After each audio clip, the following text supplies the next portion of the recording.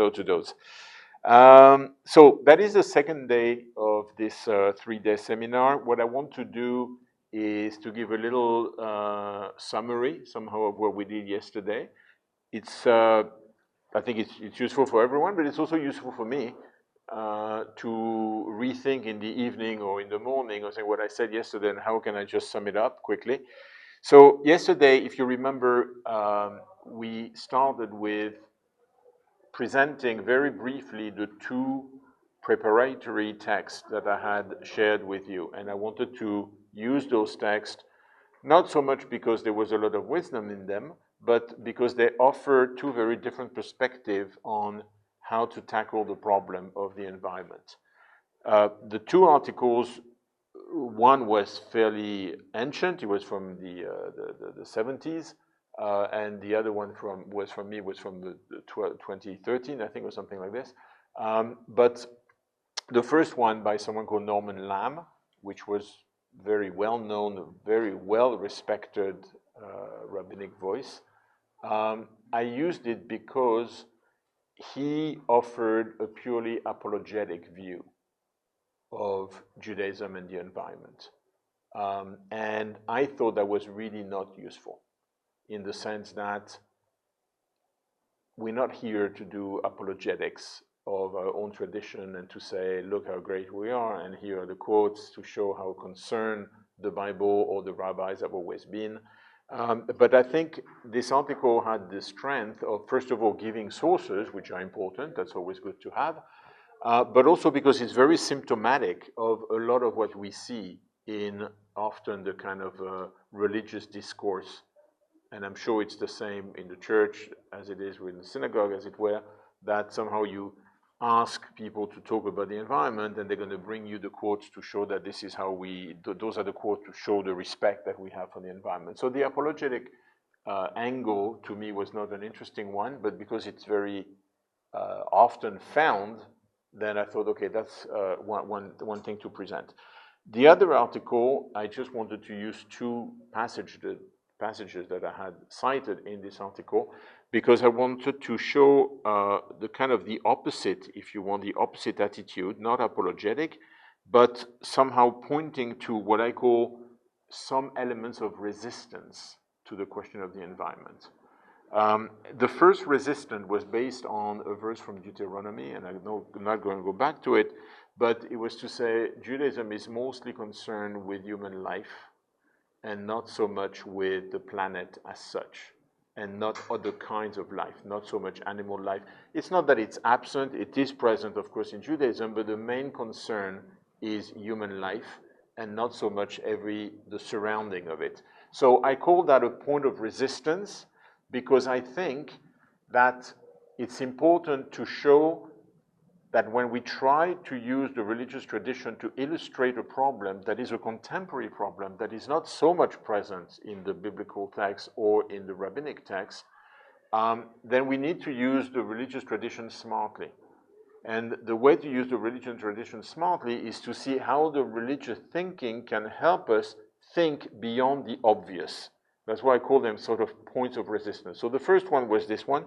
The second point of resistance was the question that was raised by Heschel, which of course was a very well-known rabbi from the 60s. Mostly he was very active in the 60s, 70s. But Heschel pointed to the fact that Judaism is a religion of time and not a religion of space. Now, what I made with that was that Judaism is interested in history. Judaism is mostly concerned with history and not with space. And I put that as a second point of resistance, that traditionally we are a people who are embedded in history. We are a people who are worried about our own survival for tomorrow. And from that point of view, thinking about either what will happen in 100 years if we continue like this, or even in 10 years, and thinking about the space, the species, and so on, is not something that is so obvious in Judaism. So I wanted to put those 2 points of resistance. Two things I want to add about this. The first one is the Bible is not so much concerned by time. What Heschel says is it's the rabbinic tradition that is concerned by time. Okay? And Pacho, who couldn't make it today, but was asking me, he said, but surely in the Bible there is the tabernacle, and then later on there was Jerusalem, and later on there's the temple. I said, yeah, but those are biblical texts. In the rabbinic tradition, this has been kind of slightly erased to make more space to the rabbinic perception of time. So that was one thing.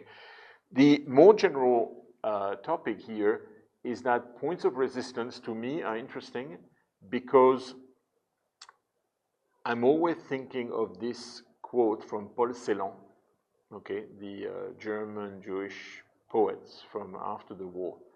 And you might want to translate that in Spanish, because I don't know how to say, I mean, I don't have a good way of translating in English. He used to say, dis vrai qui parle d'ombre. Yeah, that's why I didn't want to translate in English, because I don't know. So basically, dis vrai is speaks the truth, he who speaks of shadows. If you don't bring shadows into what you're going to say, just forget about your truth. I mean, you're just doing apologetic. Okay? So speaks the truth, he who speaks of shadows. So resistance to me was important. So we looked at that with the two first texts. Then we moved on to the different kinds of passages. I wanted to introduce the topic, and we had almost finished that section, but not quite, by kind of giving snapshots of different angles through which we can apprehend the question of the environment. The first one was the painting of Averkamp, okay, the Flemish, from Holland, the Dutch, that's the one in English, the Dutch painter, 16th century, the Little Ice Age, the deceiving painting. You remember we looked at the painting, it's very deceiving on many accounts what's in the painting, but also because the Little Ice Age in Europe and in Russia, which made millions of people starve to death, was the result of the volcano in Peru a few years before. Mystic in Arequipa. Yeah. So the connection between the two is like what happens here has an effect there.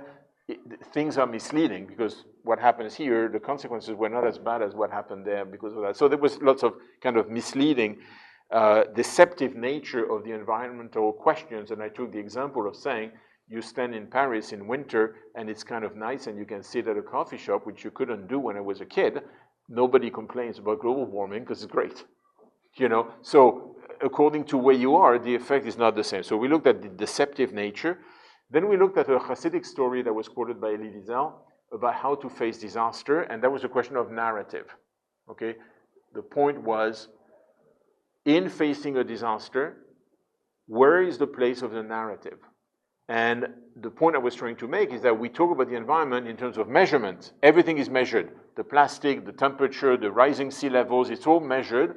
But if we don't have a narrative, a human narrative about us in our place here that is creating some sort of cohesion, we maybe are not giving ourselves the tool to face disaster. So the place of narrative was kind of another angle. A third angle was how and why should we use the Bible, and I used a book which was called The Subversive Bible to try to argue that the Bible is subversive, and unless we read the Bible as a pious document that should be revered, we might miss the point of what the Bible is trying to teach. That somehow there's a need for subversiveness in reading the text, and when we do that, then maybe we get something, which was the exercise we did with the passage from Deuteronomy about the tree in the middle of war and the contrast between the killing of all the people and then saving the tree in the middle while everybody's killed. So there was some sort of subversiveness here. And then we looked at some biblical quotes, which I wanted to use just to illustrate a little bit the ambivalence of some biblical passages. The first one was dismissive. They said that nothing's going to happen. That's the temple of the Lord, the temple of the Lord, the temple of the Lord. You know, how do you think the temple of the Lord is going to be destroyed? It's the temple of the Lord. People who say about the environment, and it's God's creation, I mean, leave it alone. Nothing's going to disappear. It's the divine creation. Nothing's going to happen. So there's a view that's dismissive. There was another view, which was from Lamentation, which is the opposite, when there's no hope. We have seen a nation that couldn't save itself. We have actually seen disaster, and we know what happened when we haven't done or nobody did what was needed to be saved. So that was that. And then there was a little bit of hope sometime in the book in Ecclesiastes about a little bit of light that overcomes the shadow at the end. And this was an interesting quote for me, mostly because of the commentary from a Hasidic master that came after Nahum of Chernobyl, in which the figure of Joseph going down to Egypt because there's grain in Egypt, and he was reading shever, grain, as shevira, breakage. He had to go down to what is broken, to the dire straits, in order to be able to bring some sort of hope. And the play on word in Hebrew was that shever means the grain, shevira means the breaking, and sever means hope. That somehow there is hope if you have someone who is ready to go down into the pit to fight and to do something. And I use that as an example of saying, what kind of leaders for the environment do we want? Because the figure of Joseph is the figure of the one who goes to the compromise. He works with the politicians, the worst kind of politicians, Pharaoh. He goes into the worst kind of situation. And I kind of made this comparison. They have, and we have, environmentalist leaders who refuse any kind of connection with the powers to be, or with the companies that are also doing the damage, by which we also benefit, all of us, to be clear, okay? So is that the kind of leader we want, or is Joseph a good figure to look at how one needs to compromise in order to have some sort of efficiency in that problem? So we looked at those different angles. And lastly, we had turned to this book because I said measurements are still a very important part of the question of the environment. We need to measure, it's science. I mean, nobody wants to dismiss science, it's rubbish, it's not at all. So I was interested in the halachic mind, because in the halachic mind, if you remember at the beginning, he was talking about halakha, Jewish law, is essentially a process of objectification. It's a process of, he calls it, seizing the subjective idea, the subjective religious feeling of someone, and translating the subjective into Jewish norms. Okay? There's a simple example of that. There's a subjective sense of the patriarchs who have had an encounter with God. Halakha transforms the encounter into fixed prayers.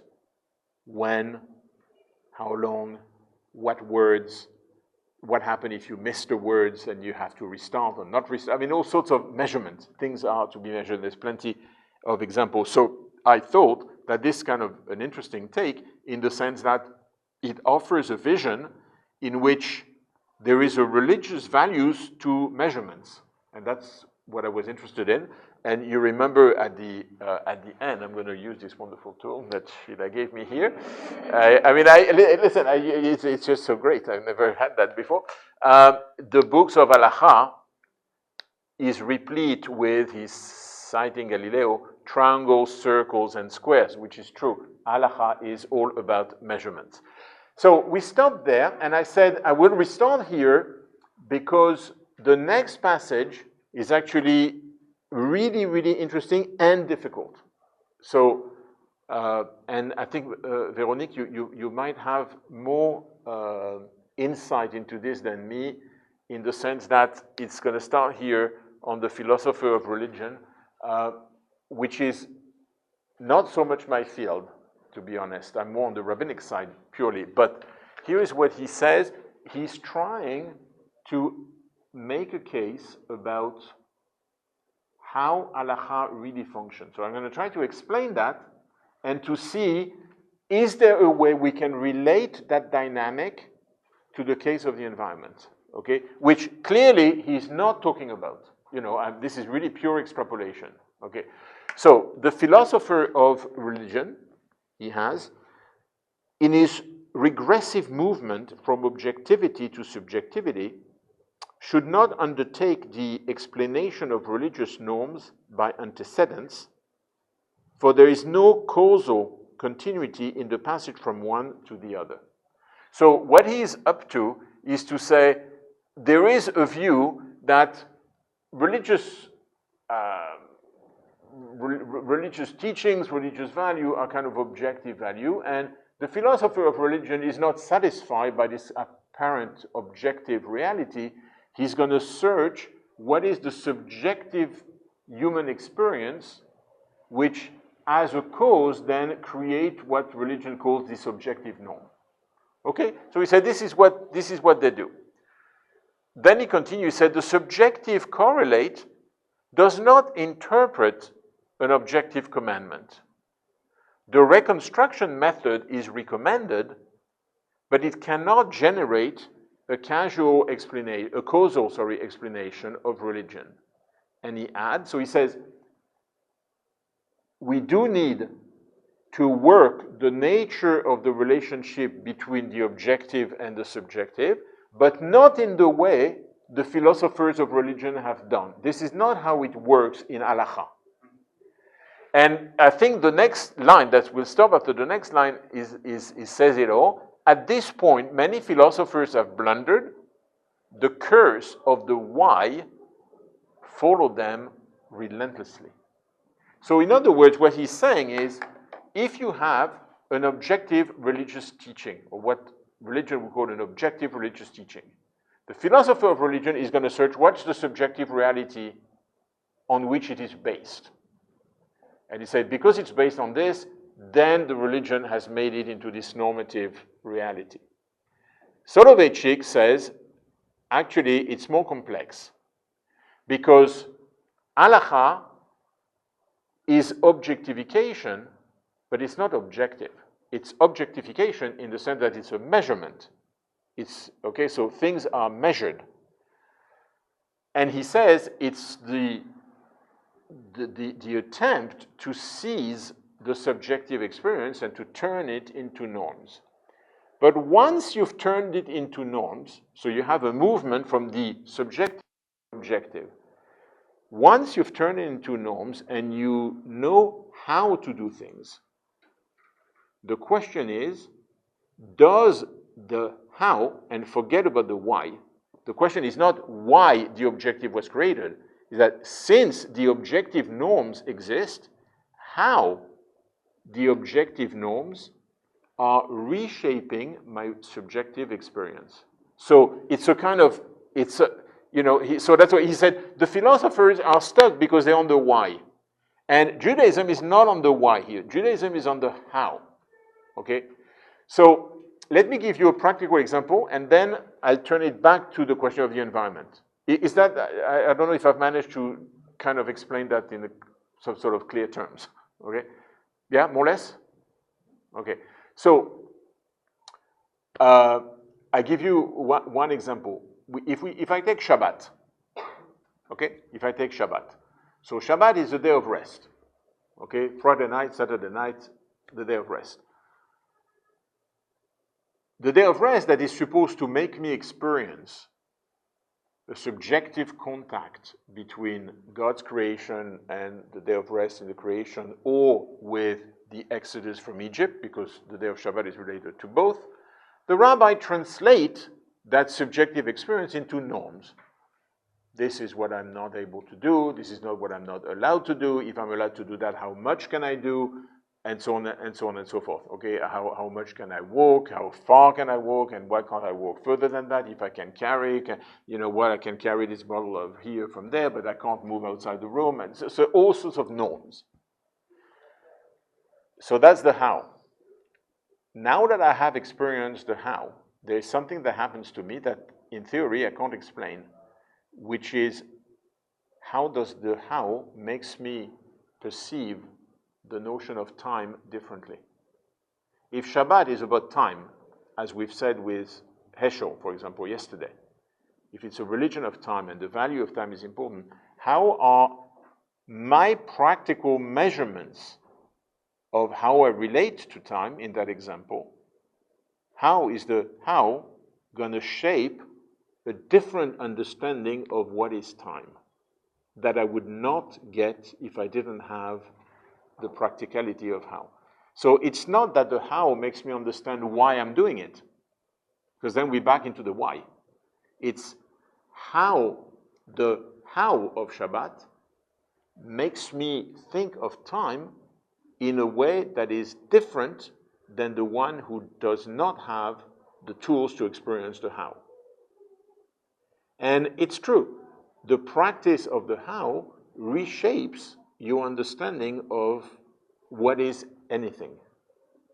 You know, so he's trying to argue with this kind of double movement. Now, where this is interesting, I think, and that's why I wanted to use that as a kind of the last anchor, if you want, into this kind of introduction.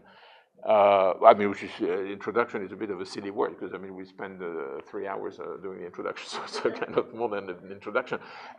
But where this is important is, I ask myself, we do have a subjective sense, well, maybe objective, but it's a subjective sense of the environmental crisis. We do have some sort of sense, okay? We don't necessarily measure it right, but okay.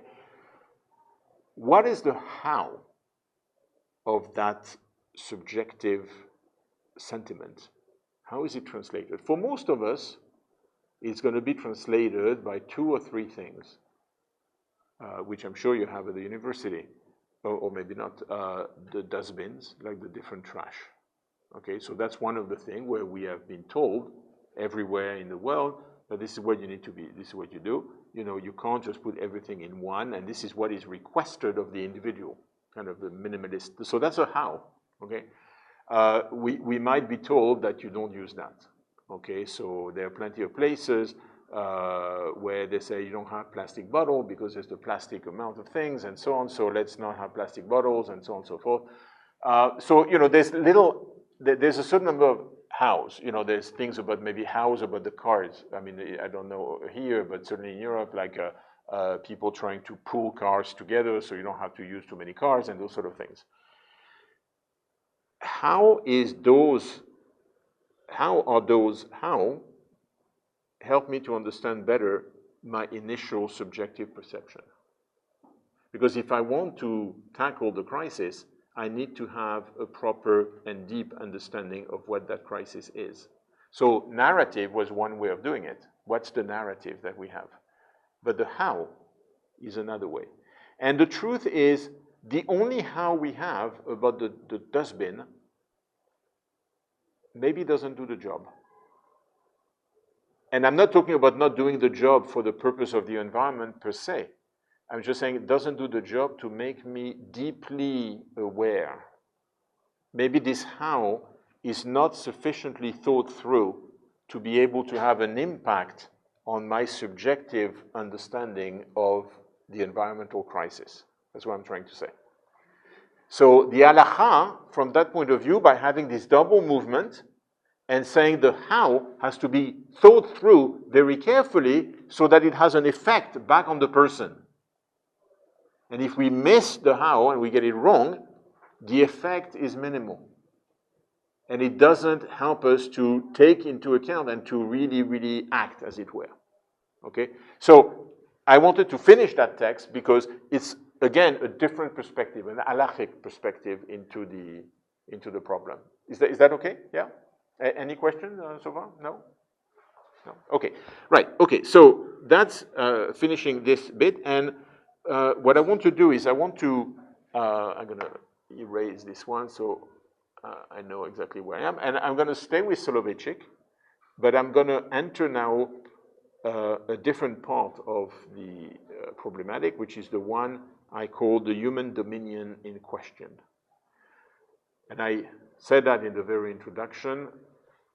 Very often, the religious tradition have been considered to be the main culprit of what happened to the environment because there is a kind of a mandate, if you want, that is presumably given by the biblical text, and that mandate asks us to master the creation and puts us on the top of creation, and we can do whatever we want with it, more or less.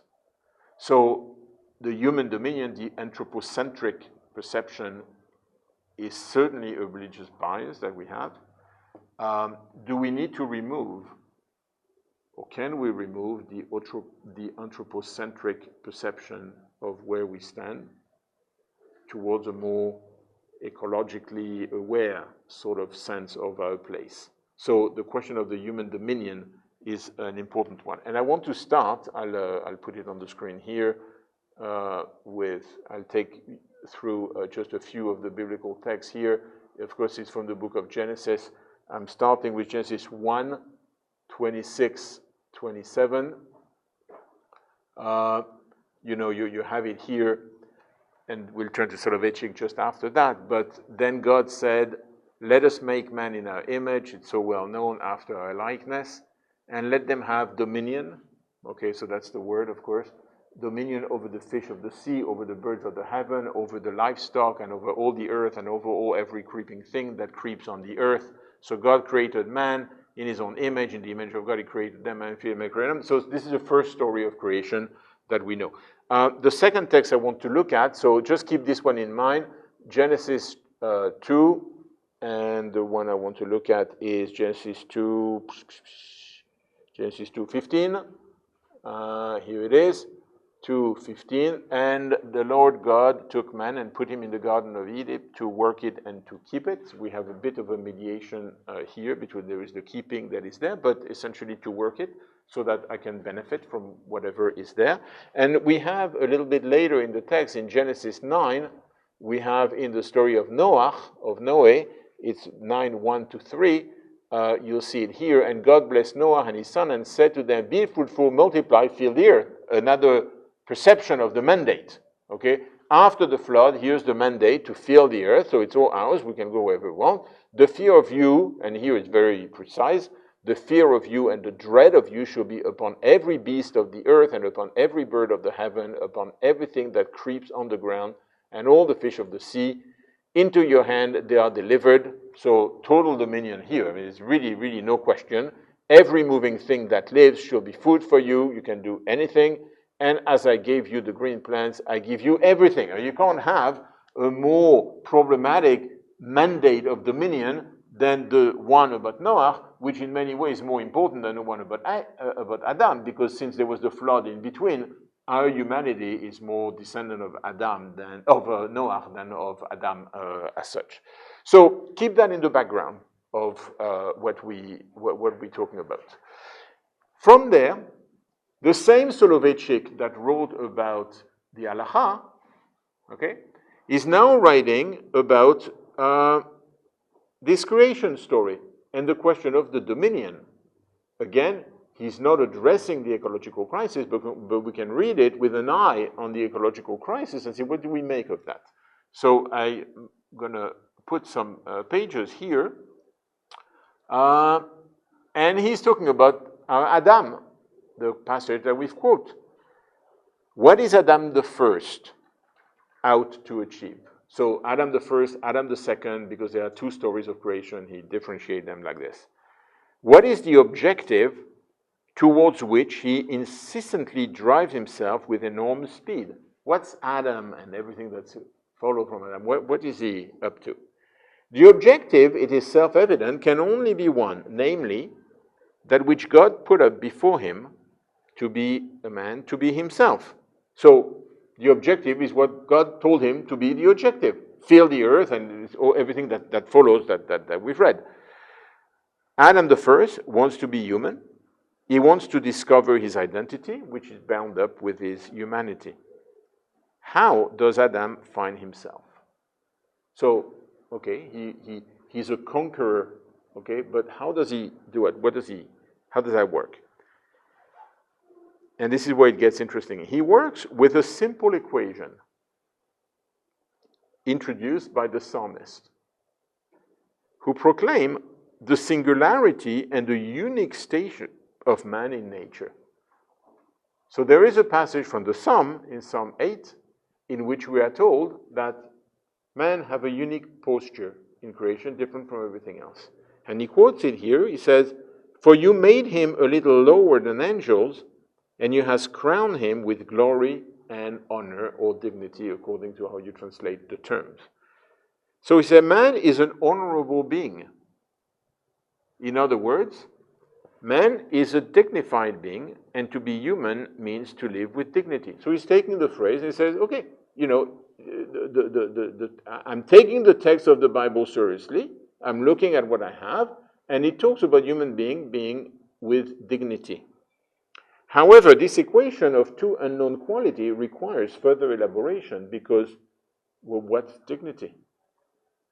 You know, to say that human beings are dignified or that there is human dignity means nothing if you haven't defined the terms. And you can see here, he's a kind of an halachist. He has the reflex of saying, just terms, be careful with language, because, you know, this is a beautiful term to say that there's a human dignity.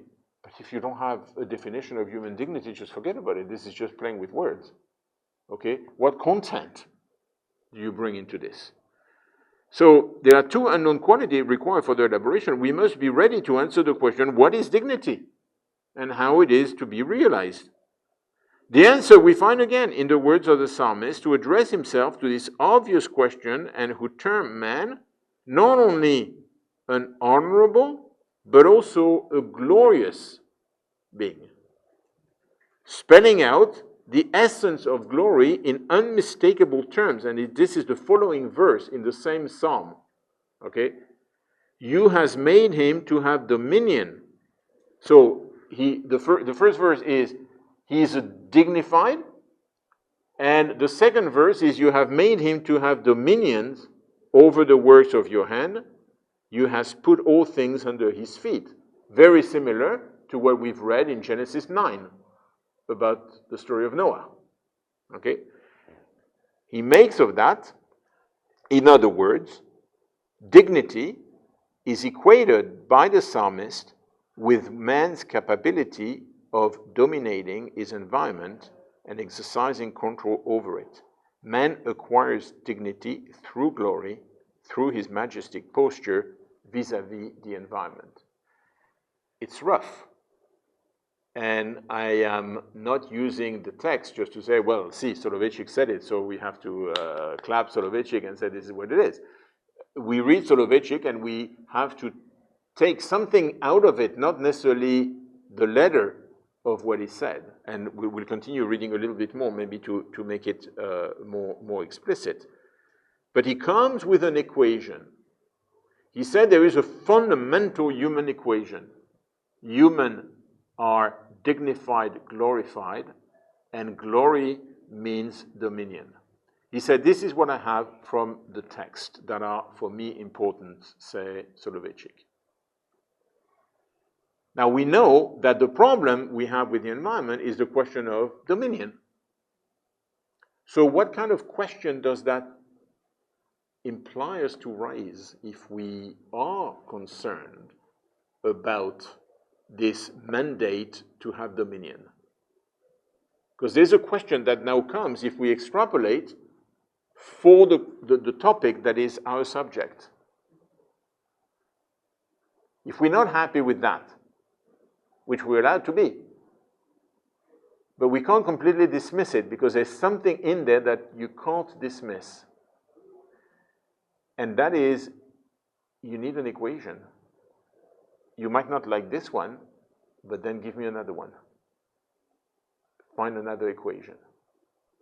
Find another equation to say what is a human being. So he's offering this one. The book is from 1965, I think. Okay? So he's not talking about the environment at all. That is absolutely not his concern. But since we know that the question of dominion is a question on religious thinking about the question of the environment, the text remains important because of the emphasis it puts on dominion. He says dominion is an essential reality of what makes us human. That's part of the human equation. And for me, the question is, okay, if we have a problem, I'm not saying we have to go with him, we don't, but we need to find another equation. If we don't have an equation of what is human dignity, then we don't answer the problem. And we can leave it at, let's talk about human dignity and just say it's dignity. And every human being is entitled to be dignified. But I can repeat that with all the sources that I want. If I haven't defined it with an equation, I have said nothing. I just make myself something pleasurable by using nice word and talking about dignity. And we can talk about dignity infinitely, and it still means nothing. So what Soloveitchik, the way I read it, calls us to do is to try and say, okay, but what's an alternative equation? What alternative equation can I have in which human dignity would not necessarily translate into dominion? What else do I have? So that's what I want to look at. Now, I'm reading a little bit more on Soloveitchik because he explains something that we haven't read so far, but which is important, I think. He says the brute's existence is undignified. Okay, I mean, terminology, I don't think we'll use that terminology today, but that's why I gave the day. The brute's existence is undignified, an undignified one, because it's a helpless existence. And there is something to be said about, the formulation might be a bit problematic, but there is something about what he says that can't be dismissed so quickly. Human existence is a dignified one only because it is a glorious, majestic, and powerful existence. Hence, dignity is unobtainable as long as man has not reclaimed himself from coexistence with nature. So, and again, he's not talking about the environment, but you see why the text really has some sort of meaning. Has not reclaimed himself from the coexistence with nature. He said, being human is exactly to have extracted ourselves from nature and has not risen from a non-reflecting, degradingly helpless, instinctive light to an intelligent, planned, and majestic one. For the sake of clarification of the double equation, humanity equals dignity, dignity equals glory, majesty, it is necessary to add another thought. There is no dignity without responsibility. And one cannot assume responsibility as long as one is not capable of living up to his commitment. In other words, if you don't have dominion, don't talk about responsibility. And that's, I think, is the strongest point here, is that you can talk about everything about changing from ethnocentrism to ecocentrism, but then you're taking away the responsibility. That's why I said the question of dominion in question is really, really complicated because it requires the equation, and in that equation, the notion of responsibility is crucial. If you are not responsible, and you can only be responsible, it's a busload of people who want to arrive to to the conference. So if we don't have that sense of responsibility that goes with dominion, and it cannot go without dominion. You are responsible if you have the power over something. Otherwise, you are not really, yes? And that means, first, thank you so much, Dr. David. My name is Vito Santillana. I'm professor of communication school. Professor Fernando Roca recommends me to stay here. I'm very happy. Yeah. Just a question about that, because it's correct that you explained. Responsibility means care in this context, because if we talk about dominion, connecting responsibility, at the end, this responsibility means care with this. Yeah. So I think, okay, first David, and I'll try to respond. Yeah. Or continue with the same idea. Or responsibility means assume the consequence of your own decisions. It means, I think it means, of course, it means assume the consequence of your actions, that's for sure. It also means care, in the sense that you can be responsible, and hopefully we can be responsible without having to wait until the consequence of our irresponsible actions, okay? Because otherwise, that's another equation. We need to be irresponsible to be responsible. But I think what he's up to is he's trying to say, don't be satisfied with words. If you talk about human dignity and you leave it there, you have said nothing. If you talk about we are responsible human beings and you leave it there, you have said nothing. You are, on se gargarise de mots. I don't know how to say that. You Spanish? Yeah. we pleasure ourselves with wonderful words. And we find comfort in having beautiful words. And we say, oh, okay, we can make a great talk about this.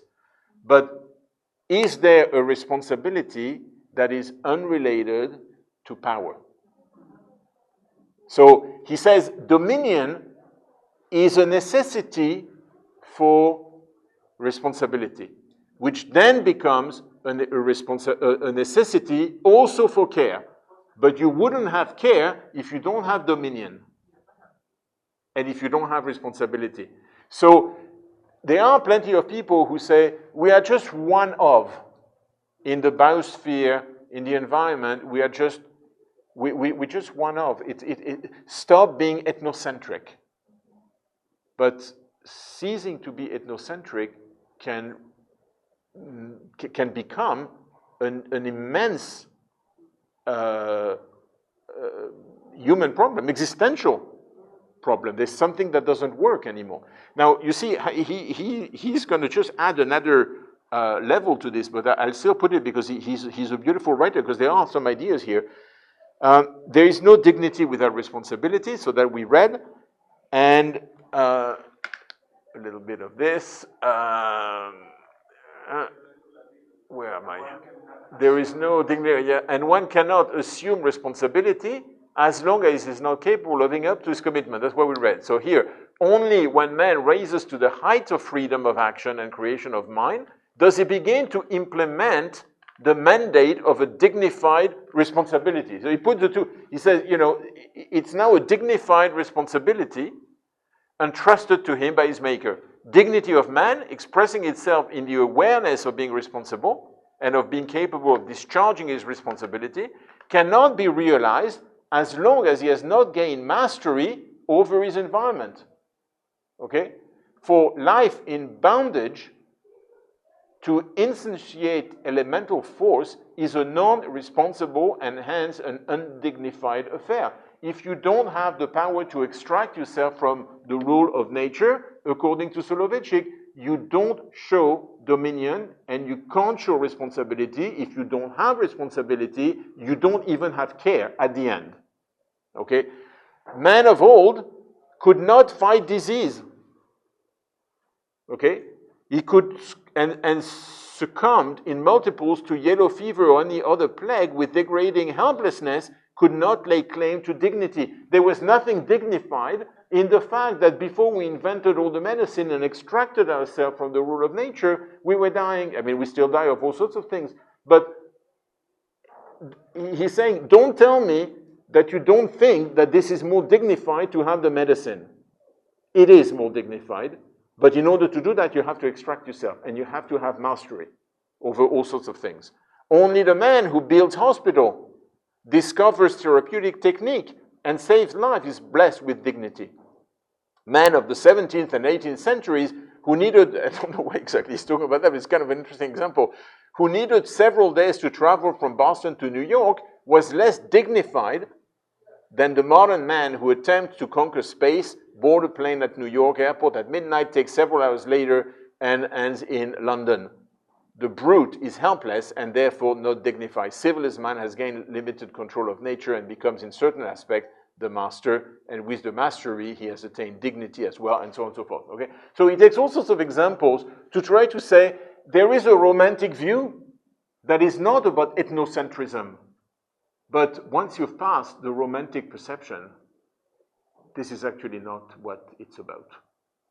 So there is something here that I think is interesting in that text. And it begs question about how we tackle the question of the environment. First, do we have an equation that would be different than the one he's proposing? It's quite easy to find one. We'll look at that a little bit later. But you can find one, but as long as there was no sense of responsibility, it was kind of easy to dismiss his equation on the sum to define human existence. And you could say, okay, well, you know, I still going to be ethnocentric, but I want to be ethnocentric with a different equation of what humanity is about. But this is what is required, okay?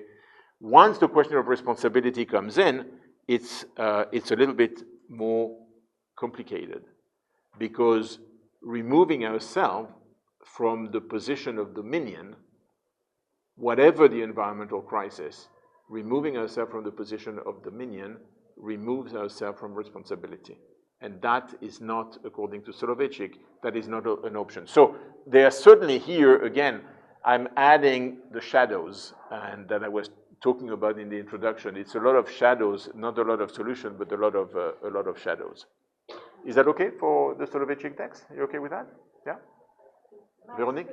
Master, not as an individual. I mean, what you said, we are just, each of us, we are very different with that. When you say we are responsible, but we are responsible as a species. Okay, so, I mean, that is a very good point. It's a very critical point. The second part of the seminar, which we will do somehow, I don't know how and when, because we're taking our time, but the second part of the seminar is there something such as a threat to humanity? In other words, is there something really, apart from words again, you know, it's easy to say we're all in the same boat. The truth is we're not all in the same boat. And is there a sense that humans can elevate themselves to a sense of responsibility that goes beyond their core group to something that is wider? So that is a topic that I want to tackle a little bit later, because it is the heart of the matter, because otherwise at the end it's going to stay as an individual responsibility or as an individual dominion, and then we know where it leads. So, you know, if it's only that, it leads to catastrophe.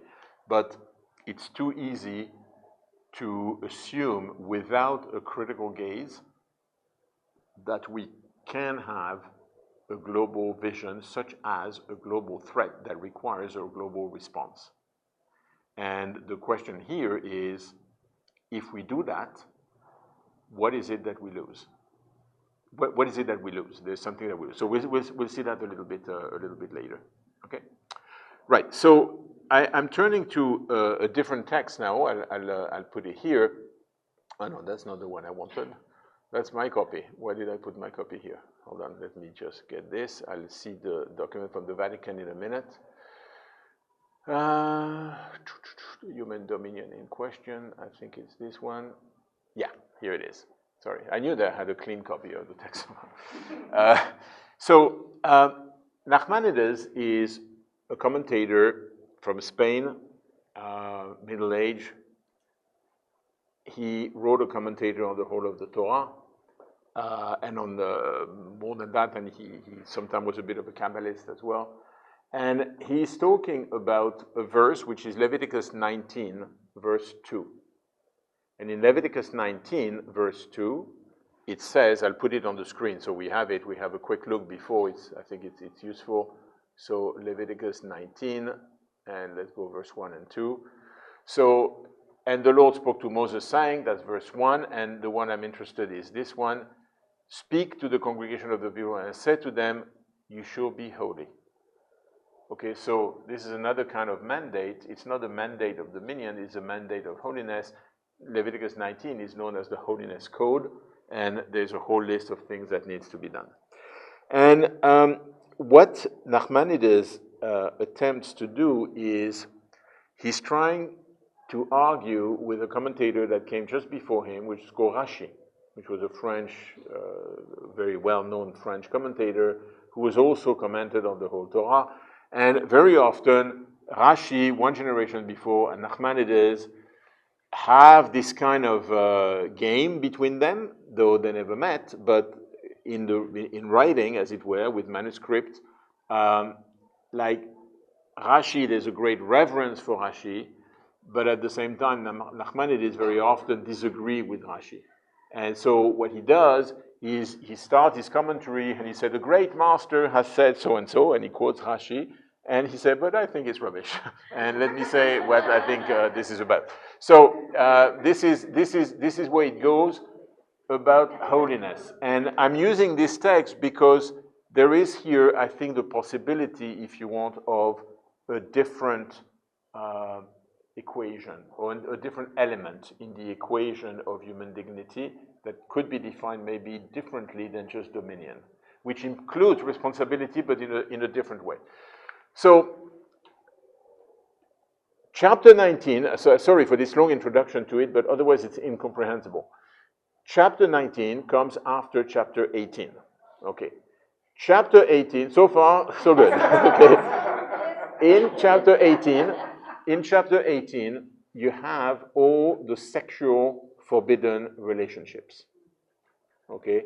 This is what you read on Yom Kippur in the synagogue, in the reading, in the afternoon reading from the Torah. You read the forbidden sexual relationship.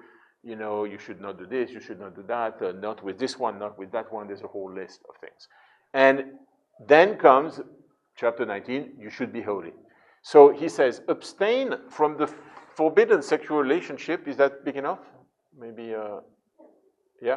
From the forbidden sexual relationship mentioned in the preceding section, and from other sins, because wherever you find in the Torah a warning to guard against immorality, you find a mention of holiness. And he said, this is Rashi's language. So he says, Rashi said, what does it mean to be holy? It means that chapter 19 comes after chapter 18. Now, to be holy, kadosh in Hebrew, means to be separated. The root of the word kadosh is to be separated. Holiness is separation. So Rashi is asking the question, is separated from what? And Rashi's answer, separation from chapter 18. You've been told that you can't do this, that, and that. So chapter 19 says you now be separated, and this is what holiness is. Nachmanides argue with that, and he said, there's nothing holy in this. Any idiot can follow a rule. If you're told that you're not allowed to do that, you just don't do it. Okay? This is not holiness. There's nothing holy in not doing what you're told that you're not allowed to do. That's very simple. So he said, the reality is more interesting. He said, I have read, in the Torah Kohanim, which is an earlier rabbinic source, I have seen it mentioned without any qualification. So he said, Rashi said, it means being separated from what is written in chapter 19, but he said, I have seen a text earlier than Rashi, where it says, being holy means be separated, full stop. Not from chapter 18, be separated. And Nachmanides asked himself, well, what does that mean, be separated? And he said, he translated, and he said, to me it means to be self-restrained. To be self-restrained.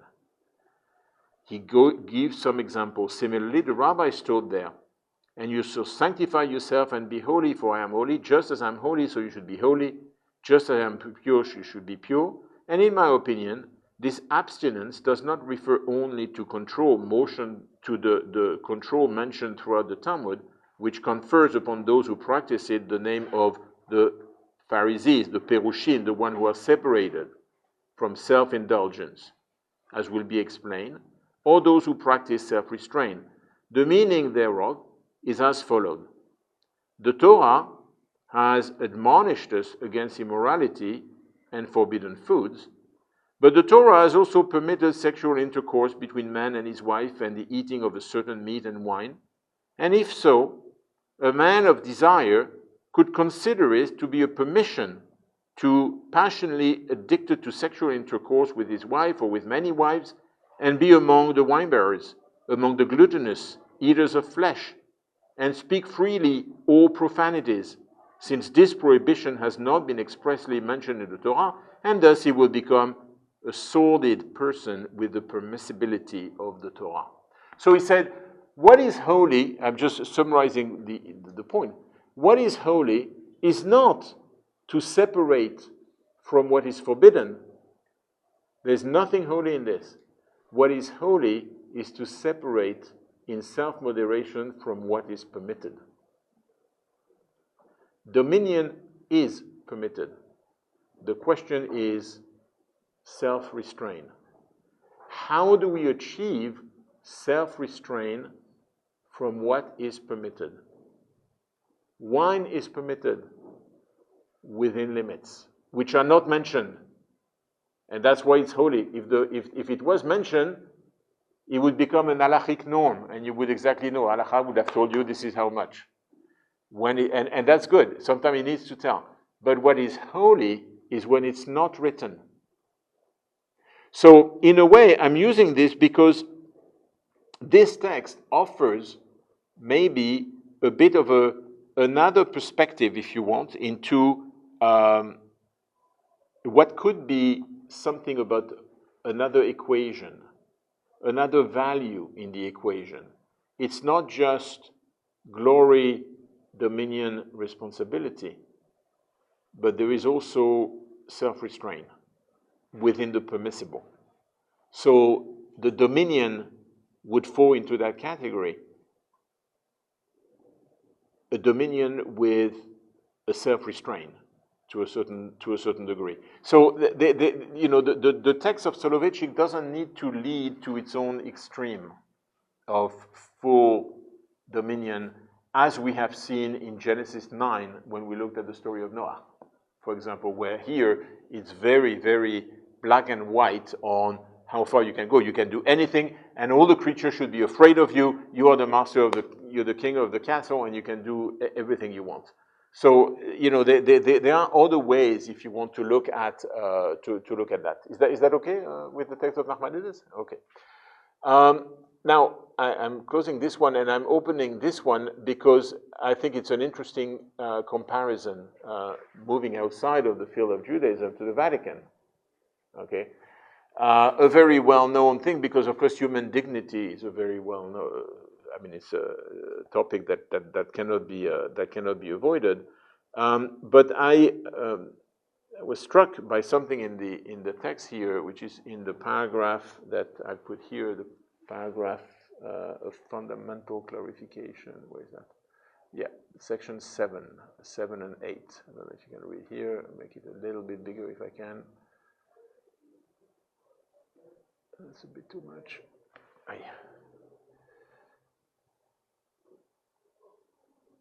Right, here. And I just want to read that because there's something that strikes me here as a kind of a tension almost about the way things are approached between two different religious traditions, and I think it's kind of an interesting take. There's a widespread agreement on the importance of the normative scope of human dignity and the unique and transcendent value of every human being. However, the phrase, the dignity of the human person, risks lending itself to a variety of interpretation that can yield potential ambiguities. So, okay, talking about human dignity is, in the question of dominion, is not just sufficient. You can't just have the phrase. And contradiction that lead us to wonder whether the equal dignity of all human beings is truly recognized, respected, protected, promoted in every situation. This brings us to recognize the possibility of a fourfold distinction of the concept of dignity. There is ontological dignity, moral dignity, social dignity, and existential dignity. The most important of these is the ontological dignity. So that's the kind of the one that interests us in reality, ontological dignity, that belongs to the person as such simply because he or she exists and is willed, created, loved by God. Ontological dignity is undeniable and remain valid beyond the circumstances in which the person may find themselves. So it's an absolute. But you see the difficulty with the text is that then it moves on to moral dignity. And it hasn't said what is dignity. It doesn't say. It stays at the level of the words. So yes, of course there is an ontological dignity. But unless you have an equation for it, you are not saying that much. You are making a statement, and it's a powerful statement. But it's a powerful statement that I can't really work with it because I don't know what it means. What is that ontological dignity? Okay, so I wanted to use that just to kind of show the difference of way of thinking between that document and the one of Soloveitchik, for example, okay, in which once he's spoken about dignity, he says, okay, but that doesn't mean anything unless I've worked the concept, unless I have something. So I think there's a kind of a warning here when we talk about the environmental questions, not being bogged down by terminology that makes us happy, because we've said it and it looks beautiful and we've said the right words. Saying the right words does not help that much. I'm not saying it's not needed. Communication is, of course, something that's needed, but you kind of need to go beyond that. You can't just do with it. So I just wanted to add this text, not to spend a lot of time on it, but just to show you that we have that text as well. Is that okay for everyone? Yeah? Okay. Now we're going to enter into a difficult text that's going to take us a little bit of time. And that is, I'm putting it here, nature healing power, the Holocaust, and the environmental crisis. So kind of a surprising mix of ideas. Now this is a text by someone called Eric Katz, and it's a text from 1996, I think, from a book that he wrote. It's called Nature Has Subject. And he's a professor of philosophy in New Jersey, I think, and he's worked on those topics quite a bit. And he's proposing to think of the environment in light of the Jewish experience of the Shoah. Genocide and ecocide. That's kind of what he wants to talk about. And he's bringing here something which, again, will bring us back to the question of, is there any way we escape human dominion or not? And if we try to escape human dominion, what's happening? Okay, so I'm going to pick it up here at the end of the page here. So he presents himself, first of all, say who he is, why he's speaking. As a secular environmental philosopher who has had some experience with Jewish text concerning environmental policy, I request permission to enter into this debate. I begin from an unusual and perhaps idiosyncratic starting point. For almost 20 years, I have worked in the realm of academic philosophy on questions concerning the moral status of non-human and natural world. So he's someone who is really in the field, okay? Question that can be applied to the ethical foundation of environmental policies. More interestingly, recently, I have become interested in the philosophy of the Holocaust. Does my work as an environmental philosopher have any relevance to an understanding of the evil human genocide? So genocide, ecocide, as I said. Can the study of genocide teach us anything about the human-induced destruction of the natural world, what is sometimes called ecocide? Schwarz, for example, discusses the danger of paganism by tying it to the Nazi ideology. Okay. I believe that there are connections between the massive destruction of the Earth biosphere and the planned extermination of European Jewry. In my view, genocide and ecocide may be linked together by an analysis of the concept of domination. So we're back to the dominion, and that's what I'm interested in. He's going to be very subtle in what he said after. When you first read it, you say, okay, I'm not quite sure exactly where he's going to go and what is he going to do with this, but I think you'll find that it's interesting what he says after. The comparative study of these two evils may point us to the direction of developing a harmonious relationship with both the natural world and our fellow human beings. So the topic is really on what we are dealing with. He's going to talk about a particular situation, and I want to point it out to you with a few pictures. Whoops, where's my picture? Here. Okay. So, what do we see? What, sorry? Yeah, yeah, or yeah. I mean, I don't think they're bamboos, but they're big trees. Yeah, they're part of the forest. Yeah. What else do you see?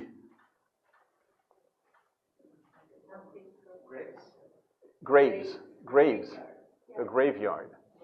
It's a beautiful graveyard. It's from the Warsaw Ghetto. Okay? It's beautiful, but it's from the Warsaw Ghetto. Let me just show you a few more. What do we see here? A lake, new trees, flower. Okay. This is concentration camp? Yeah. That's Majdanek concentration camp. Beautiful landscape. Okay. It's inside the camp or it's Inside. around the camp? Inside. So they have changed it afterwards? Okay, we're going to kind of get there. Okay. But this is easy. Chernobyl.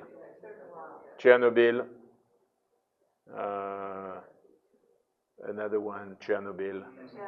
Okay, we all know there are plenty. I think I had one more outside. I don't know where the other one has disappeared, but I had another one of Chernobyl, which is also very well known. But in any case, you get the idea. Oops, sorry. Let me try to get back my text. Here we are. So he's going to talk about those kinds of picture, and he's going to try to say something. And Veronique, you're kind of on track, of course, with what is that about somehow? Is it inside the camp? Is it outside the camp? Is it something that they've made from the camp or not? What is it? So he says the trees are like a forest, although I can hear. So we're going to read a little bit more, but I think it's worthwhile. Although I can hear the sound of traffic on the Okopowa Street on the other side of the wall, inside the Jewish cemetery of Warsaw, all is quiet. Light rain, fog, mist, and shadows. The grayness of this day prevent my eyes from seeing deep into the cemetery. There are trees and underbrush, lush and green, growing up and over the scattered and crooked gravestones. One main walkway and a few paths have been cleared so that tourists can view several hundred of the tombstones. Another path leads to a clearing, not of trees, but of tombstones. This is a mass grave. It's not just a cemetery. It's a mass grave of the Jews who died in the Warsaw Ghetto before the deportation to Treblinka in 1942.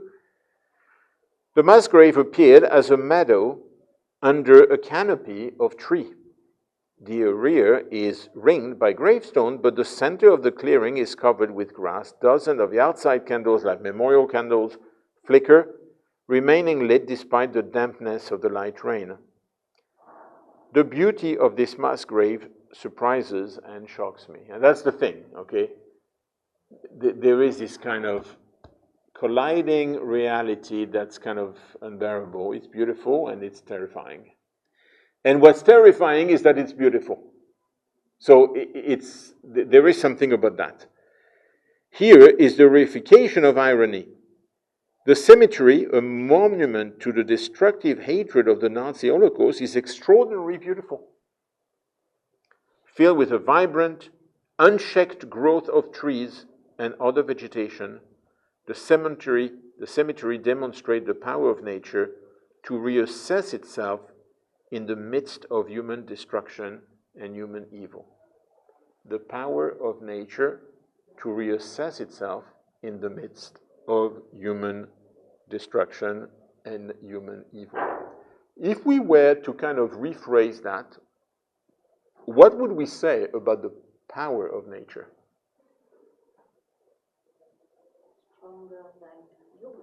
Stronger than human in relationship to that past? It takes it back. Does it erase history? Yeah. It attempts to erase history. There is something about erasing history.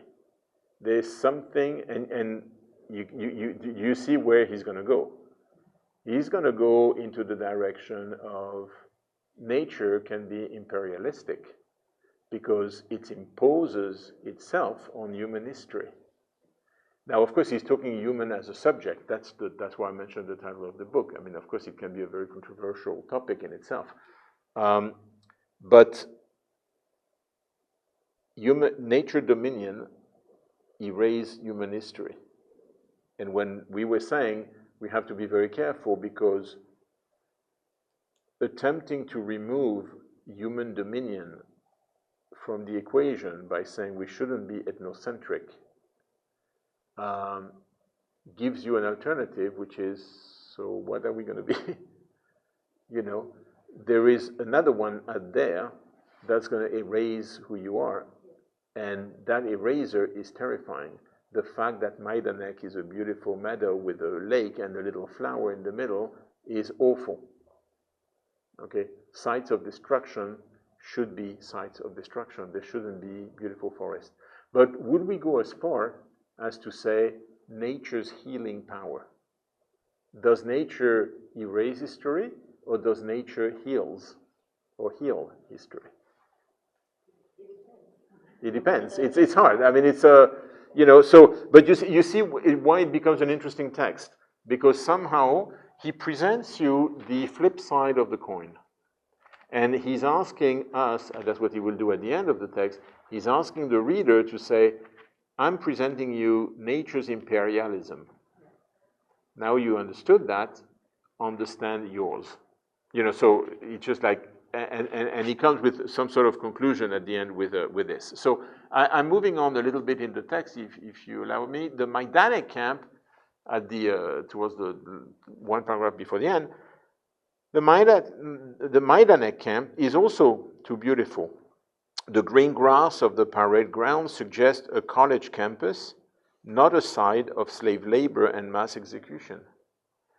Can we stand here in this lush, grassy meadow and imagine the mud, the dirt, the smell, the unrelenting gray horror of the thousands of prisoners in their ill-fitted striped suits at roll calls? Can we imagine the perpetually gray sky filled with smoke from the crematorium just down the road? Perhaps it would be better to see the camp in the middle of winter when was it not overwhelmed by the color of the grass. But you go to Auschwitz in the middle of the winter, you get the same feeling. It's quiet, it's all covered in snow, it's very peaceful, and yet it's Auschwitz. So, you know, though my pilgrimage to this Holocaust site, I continually encounter odd juxtaposition. Museum of horror amidst great natural beauty, sign of hope and optimism amidst remnant of death and evil. And I'll turn to page 315, so I'm skipping a little bit, but the text is in full in the document, I think, that I shared. The resurgence, 315, so here it is. So the resurgence of the trees in the Warsaw Cemetery, which we saw, and the lush green grass in the meadow of Majdanek serve as a catalyst, for rethinking the relationship among nature, humanity, and the practice of dominion, because this is what it makes us think about. In these places, one can only describe a process of nature as a kind of healing, the soothing of wounds of evil of the Holocaust. So does nature make everything better? And I hear that all the time, you know. Let nature be. Nature's wonderful, the miracles, there's a kind of discourse that has a tendency to not have any shadow on its depiction of nature. And I think that's what he's against. So does nature make everything better? Can we say that dominated and oppressed entities are saved or redeemed by the ordinary process of the natural world? Would people who experience that beauty would feel that somehow we have been redeemed from this catastrophic event because look at where it stands today? we have achieved this kind of quiet moment of wholeness, as it were. There are many people who are tempted to see that in such a way. Does nature have this power? And if it does, what are the implications for the way in which humanity acts in the natural world? First, we should note that nature acts upon human beings and the products of human culture in powerful ways. So-called natural disaster, earthquake, floods are the prime example of events in which natural forces impact on humanity, that we know. But ordinary weather, climate, even the rotation of the earth are also activities of nature, natural process that affects human life. If we broaden the range of our discussion, of our discourse, we can call this type of activity nature's imperialism. We are certainly shaped by nature. It affects us in ways that we don't, here it's very gray, okay, and you don't see the sun for most of the, I don't know, for most of the winter for sure. I don't know in the summer, I've never been here in the summer, but I remember in Canada, when it's dark all the time, they tell you have to stand under a special light for a few hours a day because otherwise you don't get your vitamins. So they have a special light and they say, this is what you need to do. It's like, you kind of say, okay, but why am I living here then? If it's, it's kind of, there's some sort of a, and a lot of vitamin D. The what, sorry? The vitamin D. A lot of the vitamin D. That's right. You don't have them. Okay, so you don't have them. So we are affected by nature. Is that nature's imperialism? Well, to a certain degree, it is. Nature doesn't call it imperialism. But in a way it is. It's affecting something in you. It's imposing changes on you for which you have zero control. Okay? Yeah, well, that's why also, sorry. No, go ahead, yes. Before monotheistic religions. That what, sorry? Before the monotheistic religions, nature imperialism were all around. Yes. They got sun, they got rain, they got whatever storm, etc. Yeah. No. So that relationship is very critical. Yeah. Okay, it's very critical. And what he's saying is, you can't think of your relationship with nature if you don't think about the relationship of nature with you. Yeah. And in a way, it's useful to reverse the coin, to look at nature's imperialism so you understand something about your own, which is an exercise we very rarely do because it's very convenient often to say, okay, I'm very concerned by the environment and we should just be part of nature. We are one, we can be at one with nature and we shouldn't put ourselves in the center and we should do that. But the reality is when you don't do that, it's nature who is imperialistic. It's not it's not a neutral environment. There's nothing neutral, okay? So, for it has parallel structure to the basic kind of human control over, hold on, I've lost my place. Nature imperialism, basic kind of human control over other humans as well as to the human domination over nature. Imperialism is a form of domination in which one entity uses, takes advantage of, controls, exerts force over another. And if we consider nature as both a possible subject and object of imperialism, then we can think of nature as exerting its power, attempting to dominate humanity, just as we can think of humanity attempting to dominate nature. You don't have, so it seems, any great alternative. It's either or, which, so he brings that to a kind of a very radical opposition. And he's thinking about the environment in terms that will not take stock of that confrontation, are not doing justice to the reality of what it is. And he's an interesting writer because he works in the field of environmental studies. He's not someone who's, on the side, he's dealt with the Shoah and the Holocaust and genocide and Jewish philosophy on those concepts, but that's not his main topic. So he can't be accused of saying, well, he's an eco-sceptic or something like this, okay? He definitely is not. But he said, but my experience, in the Warsaw Ghetto or the Warsaw Cemetery and the Majdanek suggests minimization of these places is benign. It is the healing of human atrocities, not the oppression of an imperialist. nature provides the balm to restore the health of goodness of a world wounded by human evil, in this case, the oppression of genocide of Eastern European Jewry.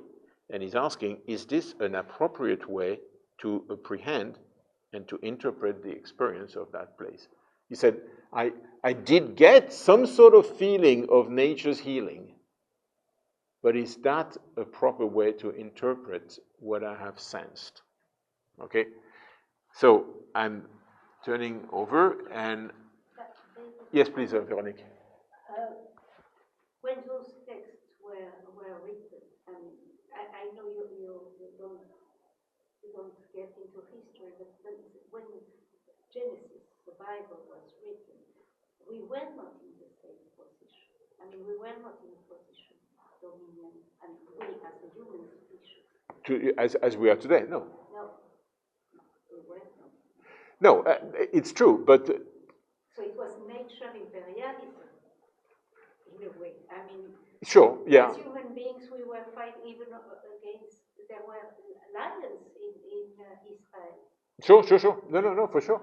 But the even, so I understand the point, the question that you're asking about the timing in which the Genesis narrative about human dominion could be a response, of course, to nature's dominion and the experience of nature's dominion.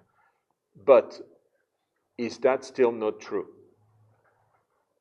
In the sense that the picture of the Warsaw Ghetto and Majdanek and the thing we saw of Chernobyl, nature is taking over. And taking over is imperialism, a way or another. So that fundamentally has not changed that much. Yeah. You see what I mean, yeah? Is that it's not the condition in which the Bible was written. Yes, okay. But I think if Patrol was here, he would show you pictures of Madre de Dios, of the Amazonian, and the way it has been. So and of course, and he is in that field too. I'll take your question in a second. But yeah, but this is similar and very close to your position, because I was thinking also in the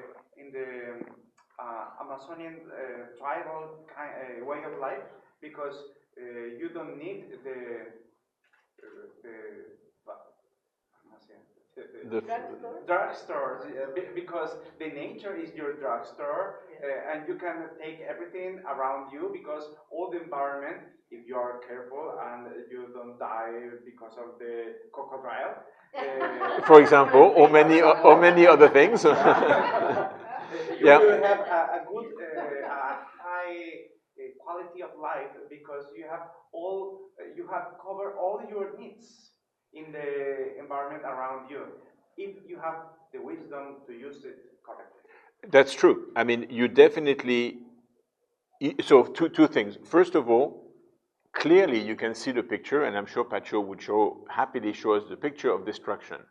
The picture of destruction as completely part of what he says, because he says, I am showing you how nature has destroyed your history, so that you understand how you destroy nature. So it's not that he's going to be dismissive about that. He's not dismissive about this at all. That's not his field. So that's a reality that is very, very present. He just wants to illustrate it through the other side, so as to reach a word which is dominion we have, but we need to resist. We need to resist dominion. Yes, I understand. Yeah, so he resist like in the sense of Nachmanides, for example, meaning dominion is permitted because the alternative cannot resist. Nature cannot resist its domination. You, as a human being, you can resist domination. So I think, so that's the point that he wants to arrive at by doing that sort of comparison. It's as a sort of self-restraint. And that's why I used Nachmanides at the beginning, because Nachmanides is expressing that in his own terms. here is expressing it in more modern terminology through the counterexample of what happened with someone who doesn't have the ability to resist. And it becomes imperialism. And imperialism erased your history. So that's kind of the focus of that text, if you want. And I think that's why the text is interesting in itself. Now, yes, of course, if you know how to use all the tools at your disposal in the Amazon landscape, as it were, you know, you can achieve a lot. But I would think that Soloveitchik would argue, speaking in his name is a bit risky, but he's dead, so I guess it's okay. I think he would have argued of saying that is their ways to have also used nature for their benefit. Nature was not there for that. They've used it for that. Other people have used it to another sort of level by making concretes rather than, you know. So I think he would not necessarily see a difference of measurement. I don't think he would see such a conflict in terms of what are the two experiences reveal about the human essence. Because the people who live in the Amazons and who have that wisdom, they are using nature for their benefit, not for the benefit of nature.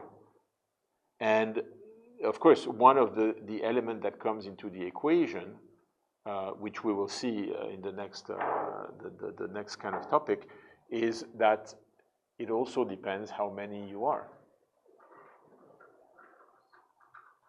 because it's, you know, when population is limited, and usually population is limited because people die early, okay, then of course you can manage the equilibrium, but you die early.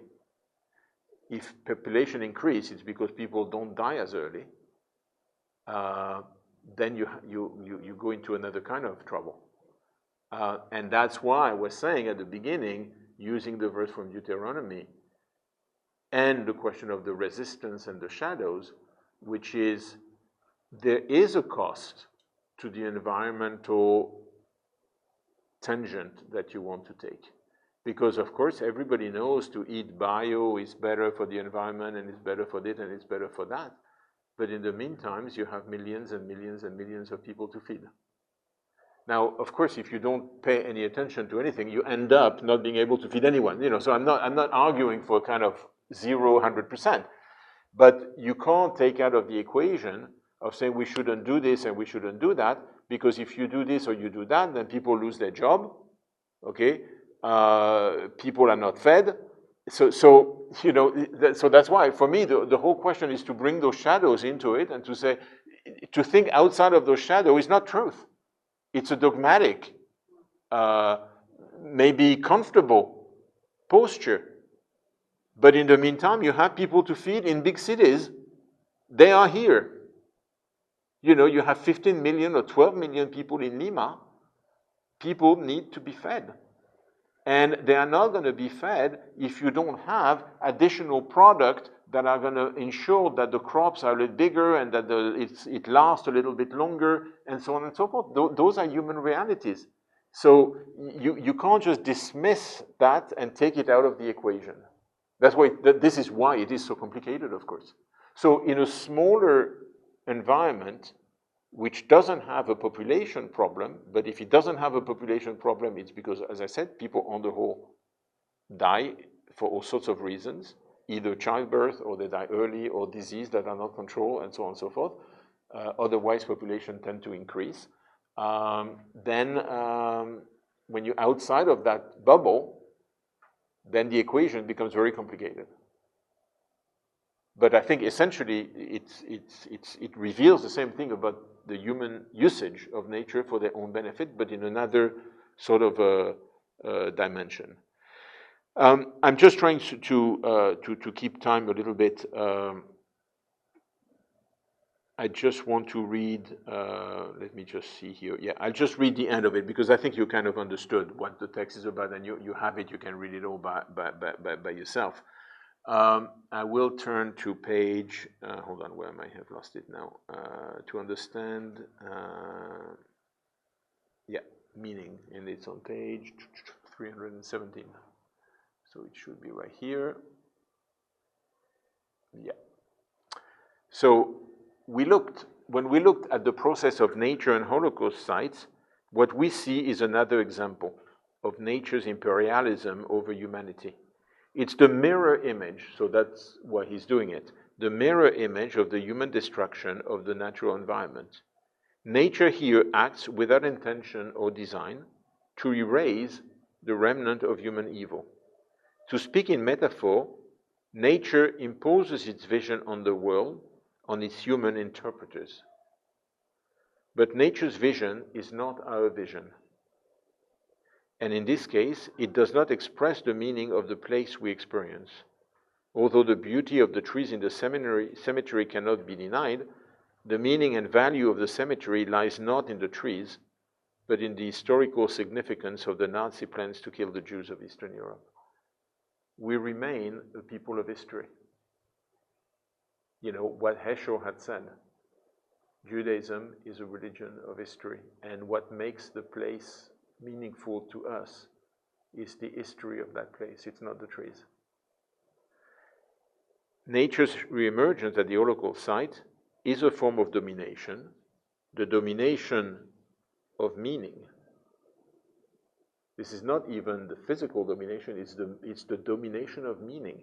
Is it domination because nature is healing, that's meaning, or is it me trying to resist healing because I cannot bear the thought of being healed from Auschwitz? So it's a very antagonistic relationship, and I think the strength of his article is he's an environmentalist, but he's recognizing the strong antagonism between the two. And the only way out he sees is just that we need to resist. We need to have dominion, but with a form of resistance. And I'm just reading the last passage here. To understand the multiplicity of the form of dominions, however, is the first step towards developing a comprehensive ethic for evaluating human activity in relation to both the natural environment and the human community. We must resist the practice of dominion in all of its forms. We must act so as to preserve the free and autonomous development of human individual communities and natural system. We must understand the moral limits of our power to control nature and our fellow human beings. So he's taking this kind of radical view of what happened when nature cannot resist, and he says, that's the choice. So dominion you have, it's an antagonistic relationship, but you can do it with resistance to yourself, which is what we called the passage of Nachmanides. So you know, it's kind of an interesting, kind of complex text that we have here. Now, how do we resist? How do we resist? And here, I'll finish with that today for the next 10 minutes, but I'm back to Soloveitchik. And I'm back to the text called the Halachic Man. So halacha as the objectification, the double movement from subjective to objective, objective to subjective, how it shapes you. And here, Soloveitchik has a passage that is absolutely, I think, fabulous. He's trying to describe how what he calls halachic man, so the man who lives in accordance to the halacha, how is halachic man approaching reality? So approaching the natural world. So the man of halacha has his rules and his measurements. When he approached the world, what's in his head? What's in the mind of this guy? Okay? Now, there are very few people who are halachic men in the sense of Soloveitchik, but Soloveitchik is the ultra-orthodoxy of Lithuanian origin in the States, of course, before the war and after the war. But it's this kind of school of thought from Lithuania, 19th century, early 20th century Lithuania. And I want to read this. You'll see he gives a few examples. It's a fabulously interesting text. When halachic man approaches reality, he comes with his Torah, given to him from Sinai, in his hand. Halachic man has the book in front of him. It's the revealed book. He has his Torah. He orients himself in the world by means of fixed status and firm principles. He knows the rules, the measurements, and when he means Torah plus the whole of the rabbinic tradition. He knows exactly the measurements of things.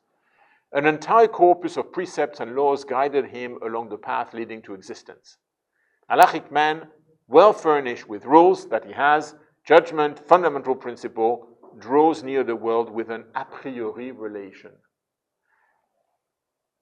His relationship to the world is here, in his book, filled with triangles, squares, and circles, to go back to Galileo. That's his world, okay? I make you just a little example. In Turkey, ancient Turkey, there were people who were called the miniaturists, who were drawing miniatures, okay? Now, I read through, I think his name was Pamiuk, the one who got the Nobel Prize of Literature a few years back. In one of his books, he talks about the miniaturists and what they are. And usually they draw a lot of things, but horses in particular. The best miniaturists are the ones who are blind. So they draw miniature of horses, but because they have an a priori image of what is a horse, they've never seen a horse. Right? So in a way, I'm transposing that. He says, halachic man is this man who comes to nature, to the world, and he has a construct in his head of what's permitted, what's not, the measure, and so on and so forth. It's all in his head and in his book. His approach begins with an ideal creation and concludes with a real one. So he comes with an ideal, and then he faces the real. To whom may he be compared? To a mathematician who fashioned an ideal world and then uses it for the purpose of establishing a relationship between it and the real world, as was explained above.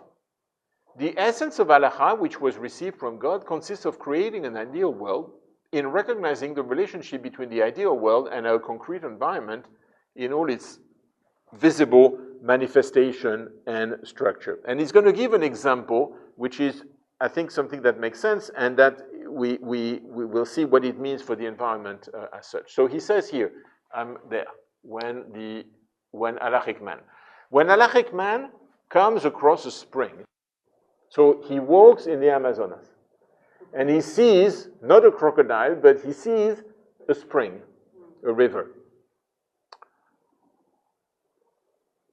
bubbling quietly. He already possessed a fixed a priori relationship with this real phenomenon, the complex of laws regarding the halachic construct of a spring. What is a spring for in halacha? A spring only exists for the sake of ritual purification as a mikveh. So that's the term for a ritual bath. So he looks at the spring, and in his head, the real spring is the ritual bath. And then he looks at this spring. And the question he asks is this spring fit for immersion of a man with a sexual discharge or medical discharge, can be both? It may serve him as water of purification, of expiation. It purifies with flowing water. It does not require a fixed quantity of 40 measurements of seah, it's called, and so on. So he said, I know what a spring for purification is. It needs to have a basin, it needs to have an intake, an outtake, and this is how much water should go into it, and it should not stagnate, and there's a measurement of it. And what happened to this man? He looks at the spring in the forest, and he says, okay, that's good. That's a mikveh. or he said, it's not a mikveh, and then he moves on. Then he moves on. So what's interesting in this, if you want, is that by having this ideal image, as he says, you know, I was just reading, when halachic man approaches a real spring, he looks at it and he carefully examines its nature. He possesses an a priori ideal principle and precept which establish the character of the spring as an halachic construct, and he uses the standard for the purpose of determining normative law. Thus, the real spring corresponds to the requirement of the ideal halachic law or not. And I like how he said, halachic man is not really curious. Okay, he's not so curious about the spring, and so he has a thing.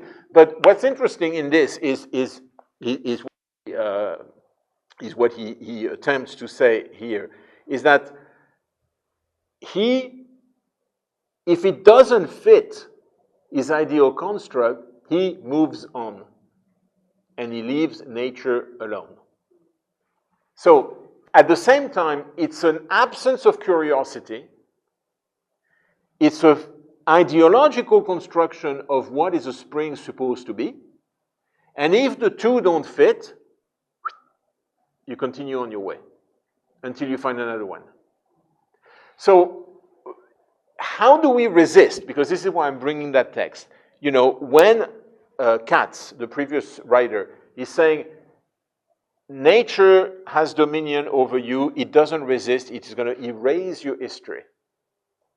You have dominion, you can also erase nature. So that's the point that you were making about we can find a picture of man destroying nature. We are very familiar with those. Huh? It's easy to find them. It's easy to find them, okay? But he said, you have the ability to resist. So resist becomes part of the equation of responsibility that we talked about with the first text, also of Soloveitchik. How do you resist if you don't have an ideal image? That's the question that I'm asking myself, in fact. Because here it works because the halachic man has an ideal vision of what nature should be. And when it's not, he leaves nature alone and he moves on. So it's interesting how the ideological construction here becomes a tool for the preservation of nature because it acts on your ability to resist. And I find that very, very surprising. And I don't know how to answer. I mean, you know, I said at the beginning of the seminar, it's not about answer, it's just about bringing some stuff, right?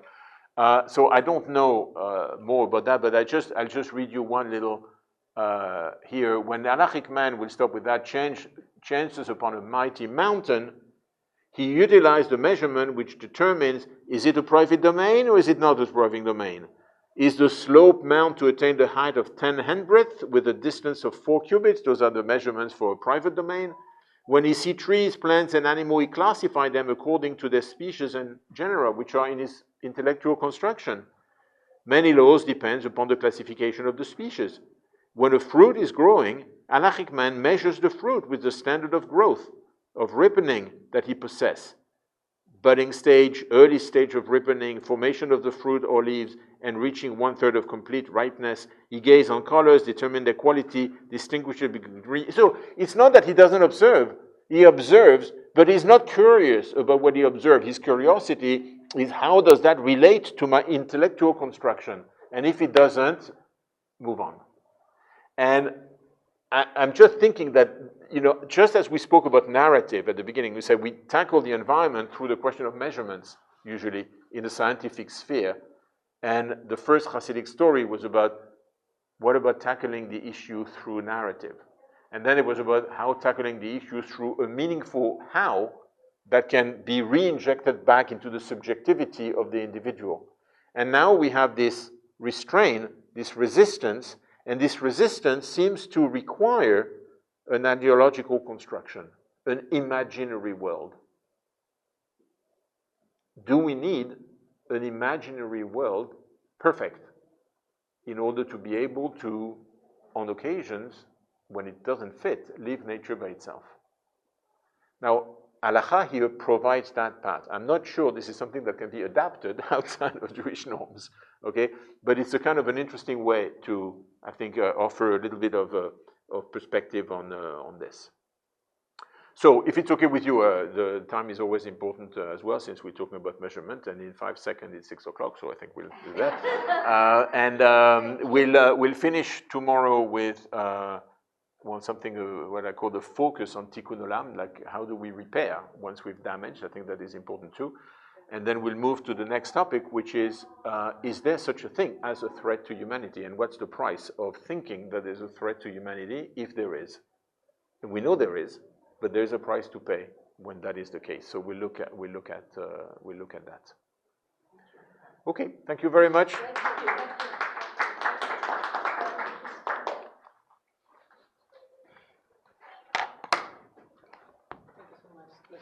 Thanks for coming.